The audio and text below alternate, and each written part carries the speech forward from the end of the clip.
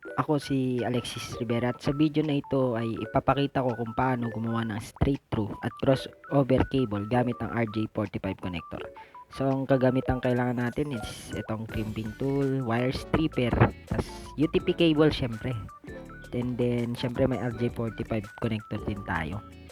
So then pinakamahalaga tester para malaman natin kung gumagana ba.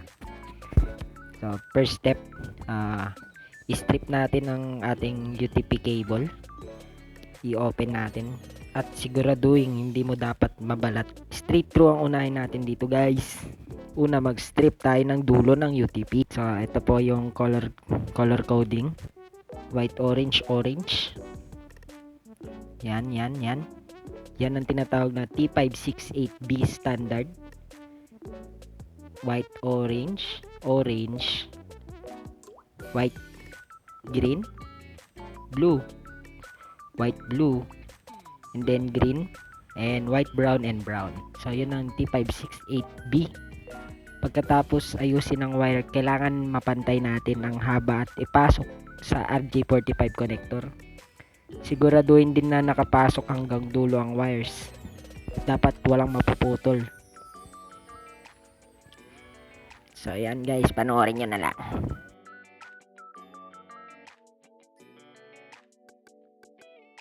Ito guys, ipapasok na natin ng UTP cable sa RJ45 connector. Dapat nakasagad yan guys ha. Yan, and then iyan na natin gamit ang crimping. Ilalak natin siya. Next is sa kabilang side naman tayo. Ito na guys.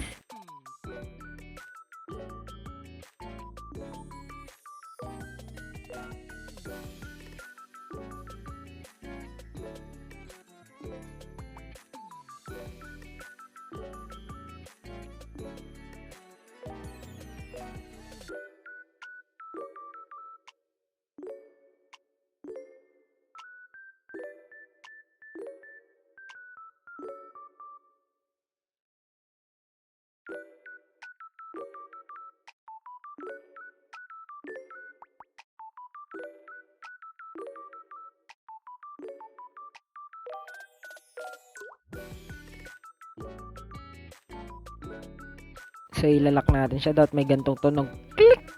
Click! Sabi niya guys. Yan guys, ipapasok na natin. Then ilalak. Dapat guys, make sure na nakasagad para yan na guys, sinalpak na. Iilaw nga ba?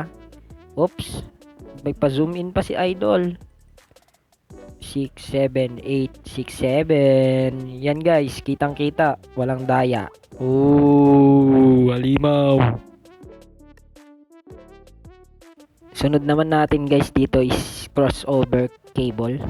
So sa crossover naman po is ang isang side natin dito is straight, the T568B sa isang side, and then sa second side natin is the T568A.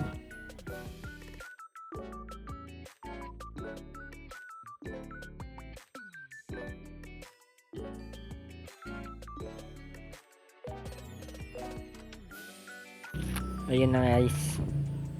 Sa T568A naman, ang color combination niya is white green, green, white orange, blue, white blue, orange, white brown, and then brown. Kailangan maayos yan guys ha. Kapag tapos mo iayos, papasok din sa RJ45 at i-crimp.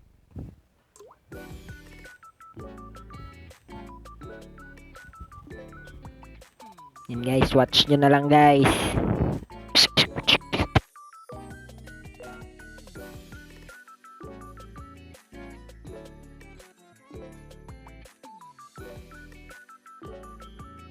Yan guys, pagtapos syempre dapat pantay, diba?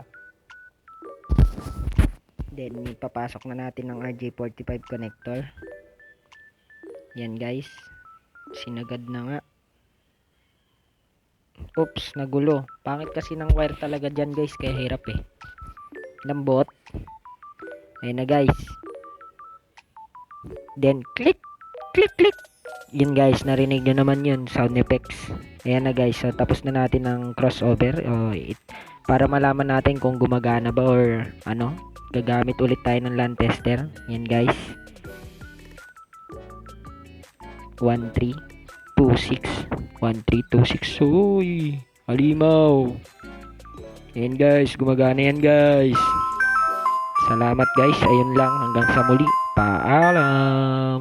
Thanks for watching guys.